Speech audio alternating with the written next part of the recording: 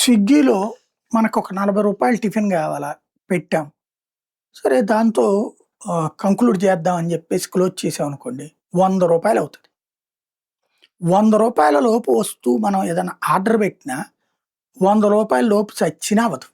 110, 120 అవుతది గానీ. రూ. 40, రూ. 50 వెరైటీకి గూడా రూ. 120 అవుతది.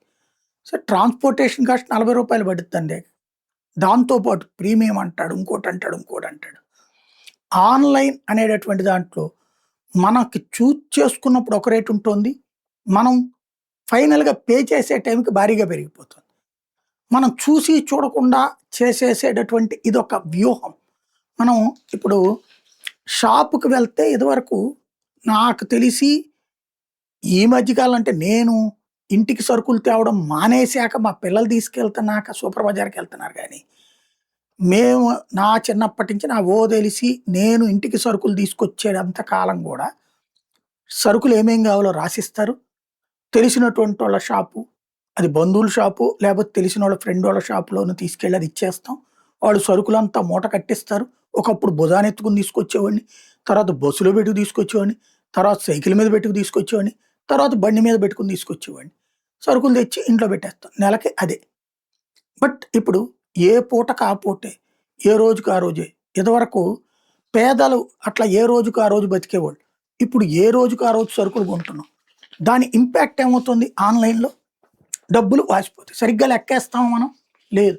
ఇవాళ మనం సంపాదిచ్చే డబ్బులు దేనికి తగలేస్తున్నామంటే, మనకు తినాలనుకున్నది 2 ఇడ్లీ అయినా సరే, స్విగ్గీలో ఆ డిస్కౌంట్ ఒస్తుంది, ఈ డిస్కౌంట్ ఒస్తుంది, జొమాటోలో అనేసేసి రూ. 200 తగలేస్తున్నాం. అట్లాగే హాస్పిటల్‌కి వెళ్తే రూ. 50తో అయ్యేదాన్ని ఆన్‌లైన్‌లో మందులు పెట్టుకొని రూ. 300 తగలేస్తాం. ఓవరాల్‌గా ఇవాళ ఎవరి కోసం సంపాదిస్తున్నామయ్యా అంటే, ఇట్లాగా ఎవడెవడి కోసమో సంపాదిస్తున్నాం.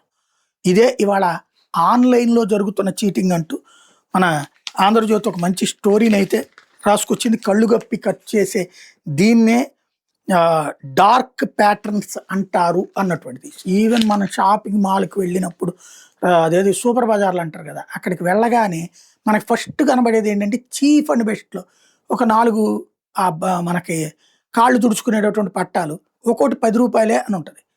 4 కొంటే గనక రూ. 40 అనగానే మనం ముందు అది కొంటాం. మనకు అవసరమా ఇంట్లో ఉంటాయి అయి. లేకపోతే గనక ప్లాస్టిక్ డబ్బాలు రూ. 100కి 5 మనకి ఇది అనిపిస్తది. మన అసలు సామాన్లు చివరన ఉంటాయి. ఇలాంటి డిస్కౌంట్లు ఉన్నయన్నీ ముందుంటాయి. మనం అవసరం లేకపోయినా కొంటాం. ఇదివరకటి రోజుల్లో మనకి రూ. 2000 వచ్చిన రోజున బతికాం, రూ. 10,000 వచ్చిన రోజున బతికాం. ఇవాళ 50,000 వచ్చినా ఎందుకు అవ్వట్లేదు అంటే ఇలాగా అనవసరంగా ట్రాప్‌లో పడిపోతున్నాం.